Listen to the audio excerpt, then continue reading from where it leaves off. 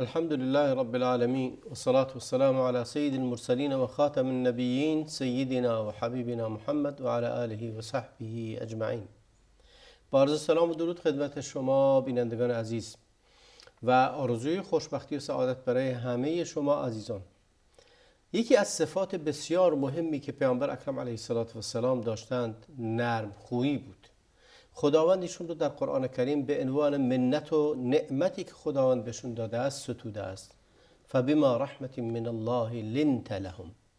برای اونها نرم شدی به خاطر رحمتی که خداوند به تو داشته است. نرم خویی و دوری از خشم و عصبانیت یکی از راه‌های مهم برای نفوذ در قلب دیگران و مقبولیت و باعث خیلی از آرامش و خوشبختی و سعادت اجتماعی و خانوادگی می آورد. امروز هم در مورد کنترل خشم صحبت خواهیم کرد. مهمان گرامی برنامه جناب دکتر سید مهدی موسوی هستم. سلام دارم خدمت. منم عرض سلام دارم خدمت شما و همه بینندگان عزیز. خیلی ممنونم که از من دعوت کردید در خدمتتون باشم. ممنونم. ما در هفته گذشته خدمت شما بودیم و مسائلی رو در بحث خشم و عصبانیت صحبت کردیم و در مورد کنترل خشم، مخصوصا در آخرین جلسه‌ای که داشتیم در مورد کنترل خشم بود. اگه مروری به آنچه که گذشت رو صحبت بفرمایید. ممنونم. در هفته گذشته در مورد این صحبت کردیم که اساساً خشم چه هست، ماهیت خشم چه هست و چرا ما میگوییم کنترل خشم و کنترل خشم به چه معنایی هست و به دنبال اون راهکارهایی رو در مورد اینکه بتونیم به یک نحوی عصبانیت و خشم خودمون رو کنترل بکنیم رو در موردش مطالبی رو خدمتتون عرض کردم. اما در ابتدای این برنامه آیه‌ای که شما فرمودید آیه بسیار زیبا و دقیقی است در مورد خشم و پرخاشگری و در ادامه این آیه خداوند متعال فرمود لنفضوا من حولک ولو كنت فظا غلیظ القلب لانفضوا من حولک. یعنی اگر که خشم کنترل نشه سببی می شود که روابط و نوع تعامل ما با اطرافیانمون دچار نقصان و به یک نحوی ما حمایت‌های اجتماعی و ارتباطات بین فردی خودمون دچار آسیب بشه. دوستانمون رو از دست میدیم. دقیقاً.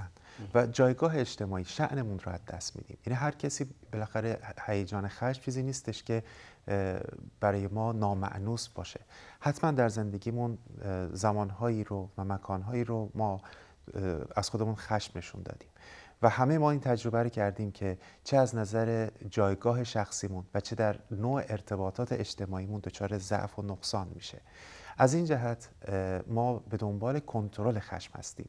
باز اینو تکرار میکنم، میگوییم کنترل خشم یا مهارت کنترل خشم، چون به یک نحوی خشم ما چه بخوایم و نخوایم در ما به وجود میاد. ما نمیتونیم ایجاد خشم رو جلوش رو بگیریم، اما اون چیزی که در دست ما و در حیطه کنترل ما هست میتونیم میزان خشم و نوع رفتارمون رو که ازش تعبیر میشه به فارسی پرخاشگری رو، ما اون در حیطه ما هست، ما میتونیم اون رو کنترل بکنیم. اما ایجاد و آن چیزی که سبب خشم میشه در حیطه کنترل ما نیست. هر فردی در یک موقعیتی و در یک زمانی درش هیجان خشم ایجاد میشه. مثل اینکه هر فردی وقتی یک عاملی در خارج ایجاد بشه، مثل فقدان، مثل یأس، ناامیدی، ممکنه علائم و رفتارها و هیجانات غمزدگی درش ایجاد بشه. اما نوع رفتار و نوع پیامدهای این هیجان غم مهم هستش که یک فرد میتونه خودش رو به یک نحوی از مبتلا شدن به افسردگی حفظ بکنه. یک فردی نمیتونه خودش رو کنترل بکنه و این غم زدگیش و ناامیدیش بیشتر و بیشتر میشه تا وارد حیطه افسردگی میشه. پس خشم به طور کلی در همه ما وجود داره، نه انسان، در حیوان وجود داره. هر وقت که ما از یک چیزی ناکام بشیم یا در یک موقعیتی احساس تهدید بکنیم، به طور اتوماتیکوار در ما هیجان خشم ایجاد میشه. به اینکه خط قرمز هامون شکسته بشه. دقیقاً. یعنی اون همونطور که در هفته قبل مطرح کردم خدمتتون، ارزیابی که فرد نسبت به خودش میکنه و اگر این ارزیابی که نسبت خودش یا دیگران انجام میده خلاف اون بایدها و خلاف اون الزامهای شخصی خودش و اجتماعی باشه، درش خشم و پرخاشگری ایجاد میشه. این به طور کلی چیزی بود که در هفته قبل مطرح کردم.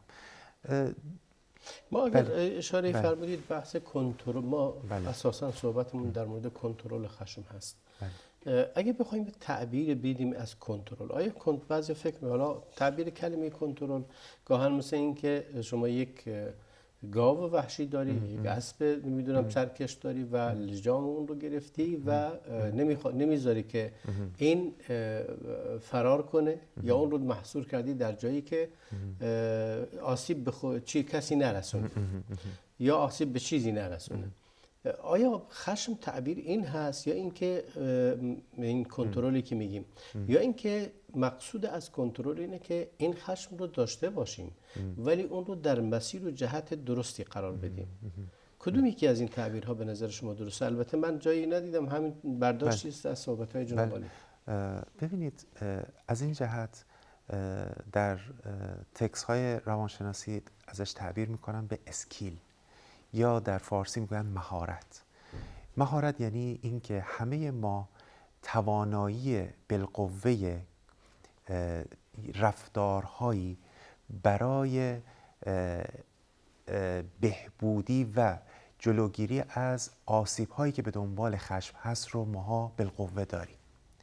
اما در این تکنیک‌هایی که در این برنامه در موردش در جلسات قبل صحبت کردیم و در این برنامه هم صحبت خواهیم کرد، یعنی اون مهارت‌ها و اون قابلیت‌ها و اون توانایی که ما در خودمون وجود داره رو به یک نحوی در خودمون رشد بدیم یا یاد بگیریم که بتونیم در موقعیت‌های که در ما اون هیجان خشم ایجاد شده از آسیب زنندگی و ناسالم بودن خشم ما بهره مند بشیم.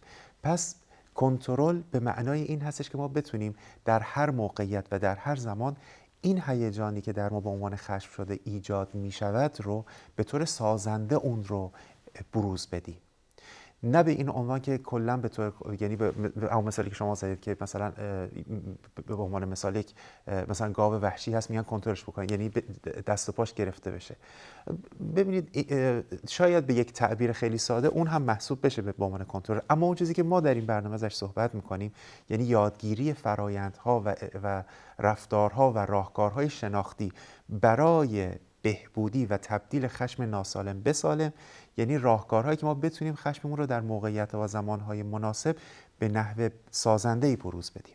قصد ما از مهارت یعنی این، نه به اینکه فقط جلوی خشممون رو بگیریم. چون اگه جلوی خشم گرفته بشه، یعنی فرد مهارت کنترل خشم رو نداشته باشه، فقط از بروز خشم یعنی سرکوب بشه، خشمش رو سرکوب بکنه، به مراتب بدتر این بروز خواهد کرد در جای دیگری، در مکان دیگری، یا جابجایی صورت میگیره. فرد در سر بچهش خالی میکنه خشمش رو، یا توی کارش خالی میکنه، یا رفتارهای جبرانی انجام میده. مثلا ممکن از رئیسش ناراضی باشه، در نوع انجام فعالیتش کارش رو خراب انجام میده. یعنی رفتارهای جایگزینی در اینجا صورت میگیره. پس اون چیزی که برای ما مهم هست این هستش که ما مهارت‌هایی رو در خودمون که به طور بالقوه داریم اونها رو گسترش بدیم، اونها رو پرورش بدیم، بعضی از اونها رو هم یاد بگیریم تا بتونیم نوع خشممون رو سازنده و از ناسالم به سالم تبدیل بکنیم. اصل بحث ما در کنترل این هست. پس یه به تعبیر خیلی علمی‌تر، خشم در همه ما وجود داره. پرخاشگری هستش که ما در موردش داریم صحبت میکنیم، چون بین خشم و پرخاشگری یعنی رفتاری که از خشم نشأت میگیره. ما بر این متمرکز هستیم، نه بر هیجان خشم، چون اگه خود هیجان خشم رو ما سرکوب بکنیم تبدیل پیدا میشه توی رفتارهای وسواسی. خیلی عجیبه در بعضی از آدما مثلا مشاهده میشه که در بعضی از افراد میبینیم میگن با سه سود خشمش میرسه به عصبانیتش میرسه به یک درجه آخر. یعنی دیگه مثلا اگه قرار بود آمپر براش بذاری این میزنه به سقف. درسته. و بعضی از آدم‌های دیگه خیلی آرامتر و خیلی حتی اگه خشمگین میشن در حدود مشخصی خشمگین میشن. اینا برمیگرده به شخصیت انسان ها یا اینکه نه تمرین و در واقع تربیت اونها. ببینید یک بحث بسیار گسترده‌ای هست در تحقیقات روانشناسی.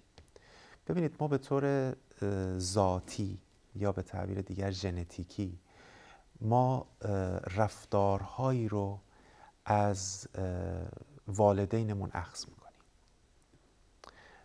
و ببینید به طور طبیعی این سوال هستش که ما چقدر رفتارهامون از نشأت گرفته از ژنتیک هست و چقدر نشأت گرفته از یادگیری هستش که در دوران رشدمون کسب میکنیم.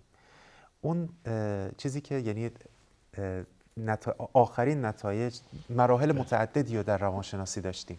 زمانهایی رو کاملا به ژنتیک انتساب میدادن، زمانهایی رو مثل زمان روانشناس اسکینر شاید بیشترین کفه ترازو رو به یادگیری اجتماعی انتساب میداد.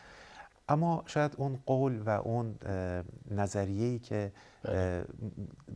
متناسب با بسیاری از شواهد هست نشون میده که خشم یا به طور کلی هیجانات و ویژگی‌ها و صفت‌های شخصیتی 70% از ژنتیک سرچشمه گرفته و این محیط هستش که سبب میشه که این صفت‌ها و ویژگی‌های ژنتیکی بیشتر اکتیو بشه، بیشتر فعال بشه یا تعدیل‌تر و آرامتر بشه. چطور؟ ببینید در جنگ جهانی دوم بسیاری از خانواده‌ها پدر مادرشون از دست دادن یا به دلایل جنگ از پدر مادر دور شدن. روانشناسان تحقیق کردن در مورد دوقلوهایی که همسان هم هستن، یعنی یک تخمکی هستن، یعنی کپی یکدیگر ژنتیکشون هست. چون دوقلوها یا دو تخمکی هستن یعنی کپی ژنتیکیشون متفاوت هست. اما یک سلول هست که تبدیل به دو تقسیم به دو میشه و یعنی هر دو توینز یا هر دو دوقلو از یک تخمک نشأت میگیرن، پس کپی یک ژنتیک رو دارن. وقتی که اینها رو اومدن در جنگ جهانی دوم در یک نفر رو مثلا در شرق اروپا فرستادن، یک نفر رو در غرب اروپا، یعنی یک عصاره شبیه به یکدیگر ژنتیکی، دو محیط مختلف تربیتی، یکی به زبان مثلا انگلیسی صحبت میکنه، یکی به زبان آلمانی صحبت میکرده. اومدن بعد از 20 سال 30 سال اینها رو بررسی کردن در صفت‌های شخصیتی، دیدن که خیلی از اینها ولی اینکه محیط تربیتیشون، یک نفر در خانواده غنی بوده، یک نفر در خانواده فقیر پرورش پیدا کرده، میبینن باز خصلت‌های اساسی شخصیتی یکیه. در نتیجه اگر که ما والدینی داشته باشیم که سطح پرخاشگری، حالا چون بحث ما در مورد پرخاشگری هست، یه والدین داشته باشیم که افسرده خو هستن، به احتمال خیلی زیاد در فرزندان ما هم افسرده خویی یا خشمگینی بیشتر هست. در فرزندان این افرادی که این گونه هستن. بله. چرا؟ چون که ببینید اگه اجازه بدید توقفی میکنیم، برمیگردیم خدمت شما. بینندگان عزیز با ما بمونید، توقف کوتاهی میکنیم و برمیگردیم به استودیو.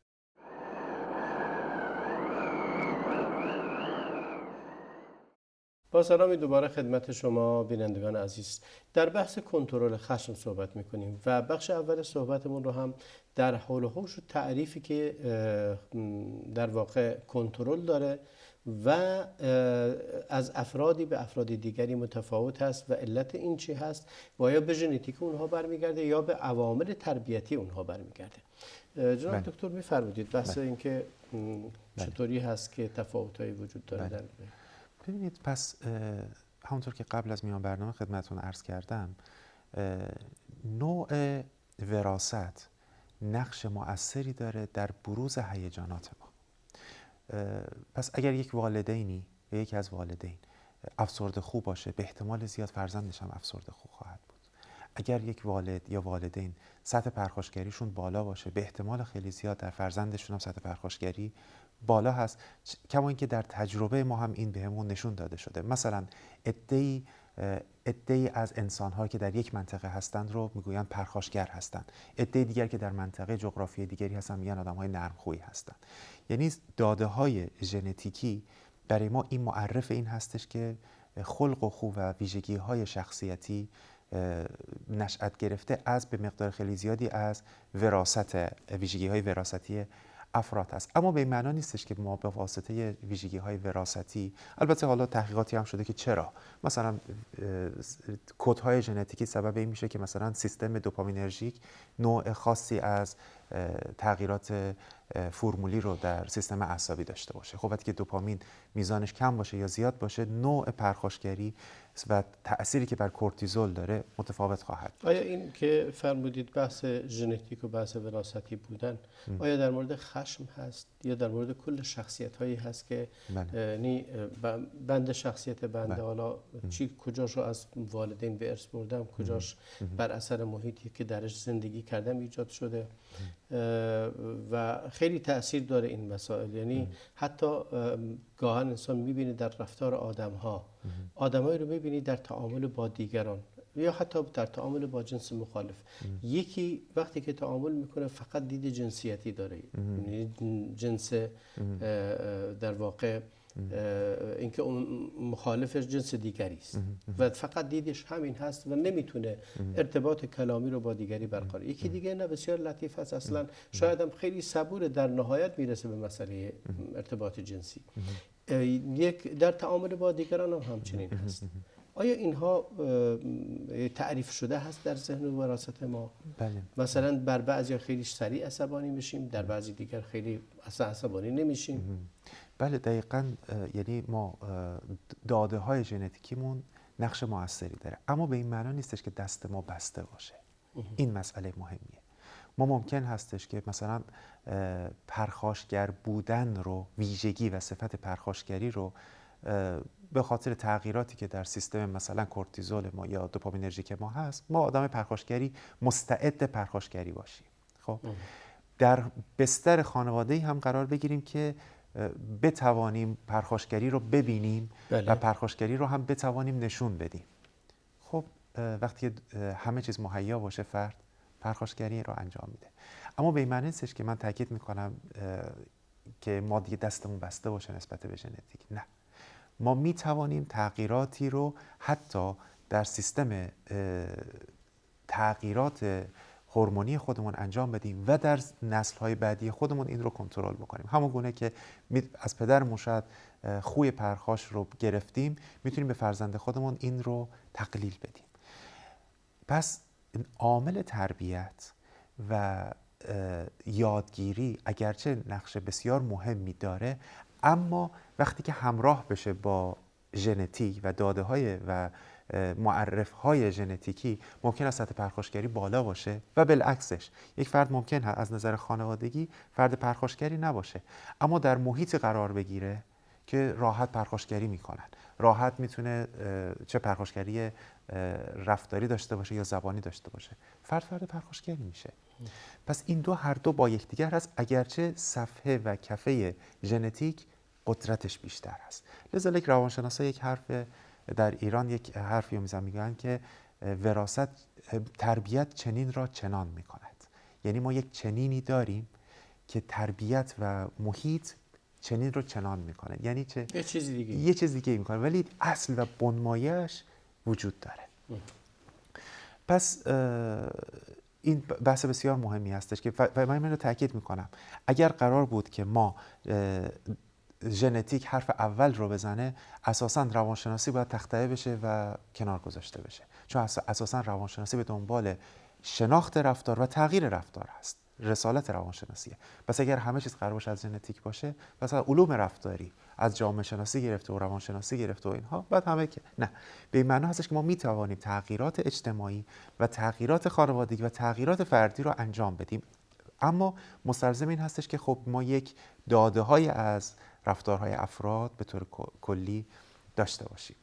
آیا نقش آموزش و یا نقش کسب مهارت‌های مختلف میتونه کمک کنه به اینکه خشم رو بتونیم کنترل کنیم یا به عبارت دیگری اون رو در مسیر درستش قرار بدیم؟ که من یادم هست صحبت‌های جناب عالی هم فرمودید که خشم یه چیز ضروری هست، وجودش لازمه. هم خشمگین میشه. اگه انسان خشمگین نشه که دیگه نمیشه اسمشو انسان گذاشت اصلا، و نمیتونه از حیط و حدود خودش دفاع کنه، نمیتونه از حیثیت خودش دفاع کنه. این خشم لازمه. قولی رو معروفی رو نسبت میدن به امام شافعی، نمیدونم تا چقدر صحیح، میگه اگر من استغضب فلم یغضب فهو حمار.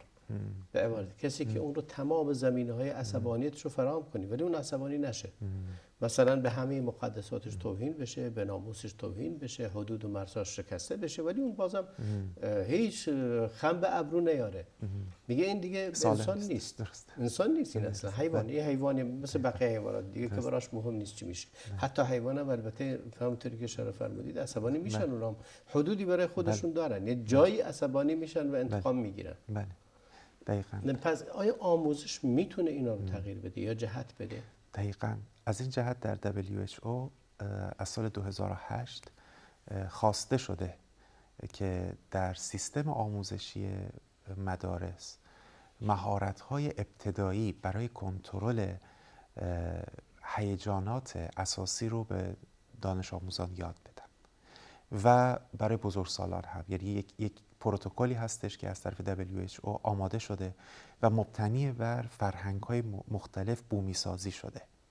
مثلا برای افرادی که فارس زبان هستند براشون بومی سازی شده و کشورهای مختلف براشون کاملا انجام شده و من هم در این گروه بودم در سال تقریبا 20 سال قبل، در این گروه که در ایران این رو ما بومی سازی کردیم، مهارت‌های پایه‌ای رو، و کتابچه‌هایی هم آماده شد که مورد در دانشگاه البته تدریس بشه. قصدم این هستش که این یک مسئله بسیار مهمیه و باید از دوران ابتدایی اینها شروع بشه. حتی دوران دانشگاه خیلی دیر هست. در دوران مدرسه، یعنی در سالهای 8 سالگی 9 سالگی باید یک استمراری داشته باشند بر مبنای این هیجانات هشتگانه، مثل خشم هست، مثل افسردگی، غمزدگی هست، مثل ناامیدی هست، مثل استرس و اضطراب هست، مثل خشم هست، مثل خجالت هست و دیگر، و کنترل درد هست. حتی ما انسان ها تو زندگیمون زمانهای دچار درد میشیم. ببینید افراد چگونه به دردها پاسخ میدن. بعضی وقتی دچار یک دردی میشن از همه کار زندگیشون باز میمونن، بعضیا با درد کارشون هم انجام میدن. پس نوع درد یکی از مهارت‌های اساسیه که باید انسان‌ها یاد بگیرن، چون زندگی بدون درد که نمیشه. بعضی وقتا آدم از سردرد گرفته تا دردهای دیگه. یک سری پروتکل‌های مشخصی هست که اینها آماده شده و در تمام فرهنگ‌ها و در تمام کشورها همونطور گفتم بومی سازی شده که آموزش. یکی از اساسی ترین اونها بحث آموزش کنترل و آموزش اینکه فرد چگونه با خشمش کنار بیاد و چگونه اون رو کنترل بکنه. خیلی مهمه. یعنی در تعامل اون چیزی که ایجاد میشه در عمل کردیم که و اینکه هم کنترل مطرح، هم چگونه شخص تعبیر بده از عصبانیتش. دقیقاً. این نقطه‌ایه که نیاز واقعا به آموزش داره. همه ماها درمون همونطوری که فرمودید عصبانیت و خشم وجود داره. چطوری این رو تعبیر بدیم؟ مثال عرض میکنم، کسی میاد به اون حدود یا اون خط قرمزهای من رو میشکنه. من الان میخوام عصبانی بشم و این عصبانیت رو چطوری بروز بدم؟ تعبیر من از این عصبانیت چی هست؟ یا حتی از یه مثلا فرض کن کودکی که اسباب بازی‌هاش رو گرفتن و آیا ساکت بشینه؟ بعضی بچه‌ها رو می‌بینی میره پناه میبره به مادرش یا شروع میکنه گریه کردن یا یه گوشه اخم میکنه. یکی دیگه نه، هجوم میکنه و طرف مقابل رو یا میزنه یا یه کاری انجام میده در نتیجه. این تعبیرها رو آیا آموزشی هست اینها؟ و نیاز هست به اینکه در یه محیطی قرار بگیره که این تعبیرها رو یاد بگیره؟ ببینید یقینا آموزش و یادگیری نقش بسیار مهمی داره. یعنی یک مؤلفه بسیار مهمی هست که افراد یاد بگیرن چگونه هیجاناتی که درشون ایجاد میشه رو باش کنار بیان و اونا چطوری کنترل بکنن. اما آموزش از این جهت ازش تعبیر میشه به آموزش مهارت، چون نه آموزش تئوری نیست. در نتیجه ممکن هستش که آموزش مثلا کنترل خشم ممکن سرجم 20 صفحه باشه، اما نیاز داره که چندین ماه افراد یاد بگیرن. مثلا آموزش این که یک فردی بخواد رانندگی یاد بگیره، بگم مثلا دنده یک، بعد پا رو کلاش برمی‌داری اینجوری دور میزنی، یقینا هیچ کس راننده نمیشه. در نتیجه آموزش ازش تعبیر به کارگاه میکنن، کارگاه آموزش مهارت‌های مثلا مهارت میخوام کنترل مثالی خشم. رو خدمت شما عرض کنم. بله. ما در دوران کرونا خب بچه‌ها همه تو خونه داشتن، بله. درساشون آنلاین بود. بچه‌ها ارتباط داشتن، یعنی توی کلاس بچه‌ها، کلاس دوم ابتدایی، براشون ساعتایی رو گذاشته بودن بچه‌ها با هم حرف می‌زدن، صحبت می‌کردن. یکی از این بچه‌ها برگشت به دختر من گفت تو زشتی. گفت اینم شروع کرد گریه کردن. حالا آیا واکنش این واکنش یه واکنش بگیم یا یک تعبیر از عصبانیت هست یا یک تعبیر از شکست هست، یا چطوری میشه این رو تفسیر کرد؟ منظور شما از دختر خودتون یا اون بله فردی بله. که نه اون که نمیدونم. اون طرف خب خشم خودش رو نشون داده، اما نوع بازخورد و نوع واکنشی که دختر شما نسبت به حرف اون نشان داده، یعنی احساس شکست و احساس این که همون گونه که در جلسه قبل عرض کردم خدمتون، وقتی که فرد احساس بکنه که آنگونه که خودش میخواهد از طرف مقابل، از افرادی که پیرامونش هستن، ارزیابی که میخواد رو نمیگیره، سبب این میشود که احساس ناخوشایندی انجام بهش برسه. حالا این احساس ناخوشایند، مثلا دختر شما زمینه پرخاشگریش کم هست، زمینه غمزدگی توش، یعنی هیجان منفی دیگری درش هست، به سرعت وارد غمزدگی، به سرعت وارد ناامیدی میشه. اما ممکنه که مثلا دختر شما یک فرد دیگری دقیقاً مخاطب اون دختر دیگه قرار میگرفت، ممکن بود بگه نه تو زشتی. یعنی برعکس، یعنی خشم نشون بده. یعنی ما از اون محرکی که من جلسه قبل صحبت کردم که یک محرکی از خارج به ما وارد میشه، این ما هستیم که تصمیم میگیریم اینجا من باید ارزیابی منفی از من شد. آیا من خشمگین بشم؟ آیا من خجالت زده باشم؟ آیا من غمگین بشم، ناامید بشم، یا اینکه من پرخاش بکنم؟ دختر شما انتخاب کرد که غمگین بشه، پرخاش نکنه. برمیگردیم خدمت شما. بینندگان عزیز با ما بمونید و توقف کوتاهی میکنیم و برمیگردیم به استودیو.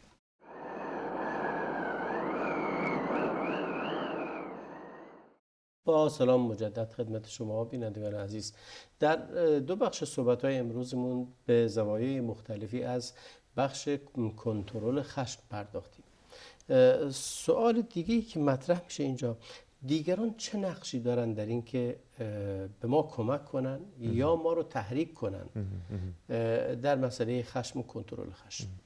ببینید، یقینا اطرافیان در کنترل یا ازدیاد یا کاهش خشم و دیگر هیجانات بسیار موثر است. در بعضی از مواقع، مثال میزنم، خیلی وقتا وقتی که یک فردی دچار یک غم و اندوهی میشه، مثلا یک فردی از دنیا میره، مثلا پدرش یا مادرش میمیره، میان کنارش میشنن میگن در مورد پدر مادرت مثلا میگن حرف نزن. این یک کار غالبی هست. در صورتی که بعضی وقتا افراد اگر فردی که غم زده هست، فردی که یک فردی رو از دست داده، هر چقدر که بیشتر حرف بزنه، هر چقدر که بیشتر هیجاناتش رو بروز بده، این کمک میکنیم به آرامش بیشترش. بعضی وقتا برعکسش هست. در مورد خشم، اگر ما کمک بکنیم به فرد از این نوع که آن عامل محرک، توی اصطلاحش میگن adversity، اون چیزی که سبب شد که فرد اون دکمه خشمش بخوره، هی برای فرد تکرار بکنیم، هی برای فرد، مثل یک فردی که جراحتی داره، ما هی بیایم روش نمک بریزیم، خب این هی شعله ورتر میشه. اما یک فرد دیگه خیلی واقعا از صحبتتون قطع میکنم، خیلی مواقع است مثلا به کسی که خشمگینه بهش بگی عصبانی نشو، همین که میگی عصبانی نشو میبینیم طرف مقابل من که عصبانی هستم، من که عصبانی شدم، دقیقاً. و این عصبانیتش رو با عصبانیت دیگری بروز میده. دقیقاً. ببینید، اگر که ما در برابر یک فردی که دچار خشم شده قرار بگیریم، یا یعنی خب بالاخره ما هم به عنوانی که داریم مهارت رو یاد میگیریم، مهارت در کنار فرد خشمگین بودن هم به یک نحوی داریم آموزش میدیم، به این نحو که اگر ما کمک بکنیم به نوع تفسیر یک فرد از موقعیت، به طور معناداری بهش کمک میکنیم تا بتونه خشم خودش رو کاهش بده. مثلا شاید با این الفاظ ما شروع بکنیم که شاید قصد اون فرد این بوده، شاید با الفاظ خیلی نه الفاظ مستقیم که فرد رو مخاطب بگیم تو داری اشتباه میکنی، نه، شاید به نظرت این گونه نیستش که اینطوری شاید قصدش بوده. یعنی ما جوانب دیگری رو مطرح بکنیم به یک نحوی که اون عامل ایجاد کننده خشم تقلیل پیدا کنه. که باعث میشه طرف رو آرام کنه این نیست که اون رو تایید کنی. یعنی گاهن میبینی یک کسی شاید جنبه هایی از حق درش بوده که عصبانی شده، شاید خود عصبانیت شاید بد بوده، واکنش سختی نشون داده، بدی نشون داده، ولی اساس عصبانیتش روی اصل درستی قرار گرفته. آیا برای آرام کردنش بهتر نیست ترکیز روی اینکه ایشون صاحب حق هست، حق داشته و بعد بریم به اینکه بگیم خب واکنش چی باشه، چطوری واکنش بده، حالا ایشون هم شاید حتما علت خاصی داشته. بله، ازش تعبیر میشه به همدلی کردن. همدلی کردن یعنی اینکه من هیجان تو رو فهمیدم و علتی که تو هم این واکنش رو نشون دادی رو هم فهمیدم، شاید هم من در جای تو بودم از تو شاید مثل تو یا یک نوع دیگری این رفتار رو بروز میدادم. همدلی شرط اول همه روابط انسانی هست، مخصوصا در مسائل هیجانی. خب بعد از همدلی کردن میتونیم وارد این بشیم که خب به یک نحوی موقعیت و ارزیابی فرد رو نسبت به اون عامل محرک کاهش بدیم. چرا؟ ببینید خشم معمولاً اگر کنترل نشه آسیبزا میشه. یعنی و جبران خشم خیلی سخته. در نتیجه تا جایی که میشه، ببینید ما میتونیم خشم رو به تأخیر بندازیم، اما اگر خشم یعنی اگر خشم مثلا یه مقدار به تأخیر بندازیم شاید چیزی از دستمون نره، اما اگر بلافاصله خشمگین بشیم خیلی چیزها رو از دست میدیم. لذالک از اون تعبیری که شما استفاده کردید در جلسات قبلی تحت عنوان مهندسی خیلی تعبیر خوبی بود. یعنی ما بعضی وقتا مثل یک فرد مهندس که پلن داره، بعضی وقتا ممکن هستش که کارش رو یک هفته به تأخیر بندازه اما ممکنه موثر باشه، مخصوصا تو تربیت فرزندانمون. بعضی وقتها اگر ما در یک مهمانی از دست بچه‌مون مثلا خشمگین شدیم، اگر خشمگینی رو همون لحظه در مهمانی نشون بدیم، عزت نفس، اعتماد به نفس بچه‌مون رو، احترام به نفس بچه‌مون رو تخریب کردیم. اما اگر خشممون رو بذاریم بعد از فردا صبح یا وقتی به خانه برگشتیم، هم بچه‌مون تغییر رفتار درش تسهیل تر میشه و هم رابطه‌مون با بچه‌مون عمیق تر میشه و هم احساس نفرت به ما نمی‌کنه. چون اگه در مثال کنید در مهمانی خشمون رو بچه‌ش بده، همون لحظه نسبت به ما احساس نفرت دست میده. ممکن هست حرف ما رو گوش بده، ممکن هست بعد این مدت هم نگرش ما رو تایید بکنه، اما زمانی فرزند ما از ما احساس کراهت بهش دست داد و این خودش آسیب زننده است. پس فراموش نمیشه، هیچ وقت فراموش نمیشه. دقیقاً. در نتیجه ما میتونیم یک خشم رو به تأخیر بندازیم، بهتر از این هستش که بلافاصله خشم رو نشون بدیم. در نتیجه ما میتونیم به عنوان فرد، کسی که در کنار یک فرد خشمگین هستیم، با همدلی کردن و دیگری با نشان دادن زوایای دیگری، مثلا میگم بگیم که شاید قصدش این نبوده، شاید هم قصدش این بوده، اما یه ذره صبر بکن، یا مثلا میتونیم بعضی از احادیث رو بگیم یا از خلق حسن براش بگیم که بهتره کظم غیظ بکنی، یا خداوند متعال اگر تو عفو بکنی تو ببخشی، خداوند متعال از گناهان تو میبخشه. اگه خدا تو یک مؤمنی ببخشی به خاطر اینکه یک مؤمن رو بخشیدی، خداوند متعال هم ان شاءالله از گناهان تو میگذره. و افکاری که در جلسه قبل مطرح کردیم بهش افکار کمکی، همه اینها کمک میکنه که ما بتونیم یک مقدار خشم فرد رو از ناسالم بودن و از آسیب زننده بودن به تحت کنترل و مهندسی شده برسونیم. اصلا ما حرفمون مطلقا نه من و نه هیچ روانشناسی بر این نیستش که خشم باید سرکوب بشه، خشم باید کنترل بشه. قبلا هم اشاره فرمودید این نکته رو که آیا آدم هایی که عصبانی آدمای بدی هستن؟ میتونیم اینطوری تصنیف کنیم این تصنیف رو؟ ببینید بین رفتار و شخصیت ما باید تفاوت قائل بشیم. اگر یک فردی پرخاشگر بود به معنی بد بودنش نیست. اگر یک فردی دروغ گفت به معنی بد بودنش نیست. شخصیت افراد قابلیت خوب بودن و بد بودن رو داره، اما اون فرد به خاطر عواملی و اسبابی در اون مقطع زمانی یک رفتار آسیب زننده و یک رفتار نامناسبی رو اتخاذ کرده. مطلقا انتساب دادن رفتار به شخصیت افراد سبب می شود که ما نسبت به فرد مقابلمون پرخاش بکنیم. این خودش سبب پرخاش ثانویه میشه. پس ما میتونیم یعنی عادلانه تر و مطابق با حقیقت و واقعیت اینگونه هستش که ما رفتار فرد را از شخصیتش جدا بکنیم. چرا که شخصیت انسان ها افرادی هستند که خداوند متعال انسان رو کرامت بخشیده، خداوند متعال انسان رو محترم شمرده و چه بسا ما هم اگر که تعامل ما دیگران محترمانه باشه و از لیبل زدن و از برچسب زدن به افراد دیگر پرهیز بکنیم، تعاملمون با دیگران سازنده تر میشه. ببینید یکی از مشکلاتی که برای افراد ایجاد میشه، مخصوصا افراد پرخاشگر، ما بهش میگیم استیگما. میگیم فلانی پرخاشگره، برچسب بزنیم، دیگه این فرد باور میکنه، میگه پس من در هر موقعیتی باید پرخاش بکنم، به من گفتم پرخاشگر. این خودش بدترین نوع تعامل اجتماعی با یک فردی هستش که رفتار پرخاشگری درش زیاده. به یک فرد ما بگیم که این فرد غضبناکیه، این فرد بدبینه. در همه اخلاق ها همینه. دقیقاً. یعنی اگه در به کسی هم بگیم انسان غمگینیه، دقیقاً خود تلقین دقیقاً کردن تلقین استیگما درش ایجاد میشه. پس ما مطلقا باید یکی از این سم روانشناختی است که ما یک فردی رو بهش لیبل بزنیم، یا مثلا بگیم که این خانواده این ویژگی خلقی رو دارن. تعامل بچه هامون، تعامل همه با اون خانواده یک سوگیری خاصی بهش دست میده.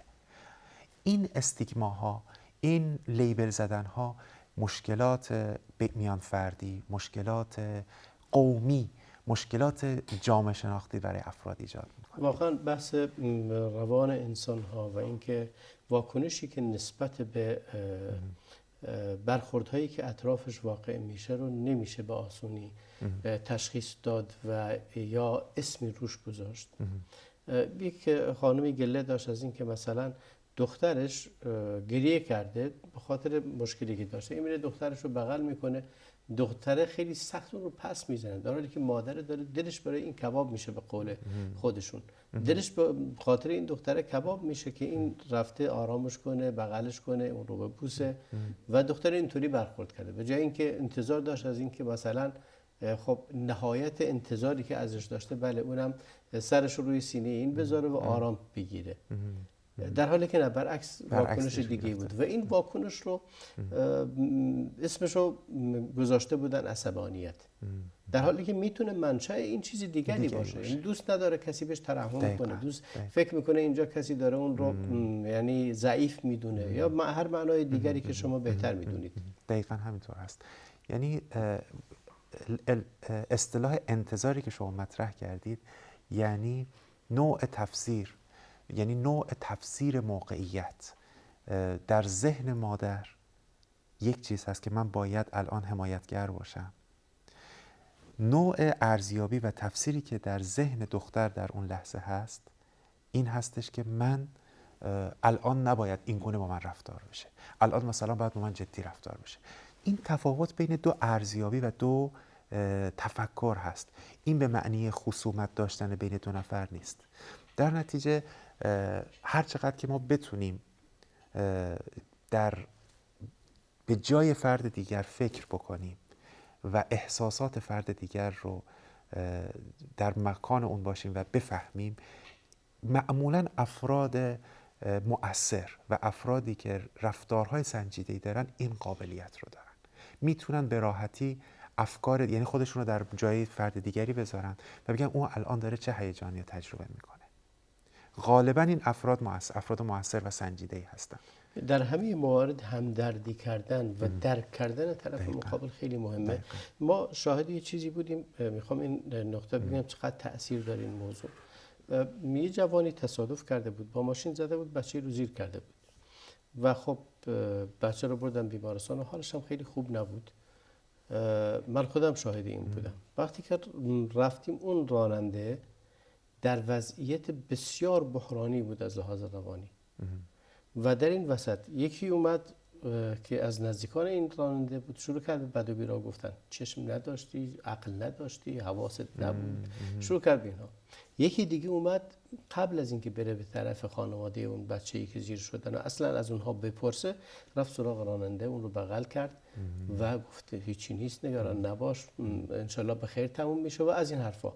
یعنی هنوزم سالها از این جریان گذشته، الان شاید بیشتر از 20 ساله از این جریان گذشته، هنوز اون راننده این برخورد رو فراموش نمیکنه، هنوز ذهنش هست و در اونجا هیچ کسی، من فکر نمی کنم به اندازه اون راننده نیاز به دلداری، نیاز به آرام کردن داشت. هیچ حرف دیگری جای اون بغل کردن نمیشد. ببینید چه تأثیری داشته بله. در یک موقعیت بحرانی. ولی نوع تفسیر، برخورد دیگران، سوال من اینجا بود که دیگران میتونن تأثیر داشته باشن روی مهار کردن کنترل و کنترل کردن خشم. این نقطه بود و بقیه هیجانات دیگری هم که وجود داره. در همین ما به انتهای برنامه رسیدیم. ان شاء الله ادامه این موضوع رو در برنامه دیگری خدمت شما خواهیم بود. بینندگان عزیز، به انتهای برنامه امروز رسیدیم. تا برنامه دیگر و فرصتی دیگر، همه شما عزیزان رو خدای بزرگ میسپارم. و صلی الله و بارک علی نبینا محمد و علی آله و صحبه اجمعین.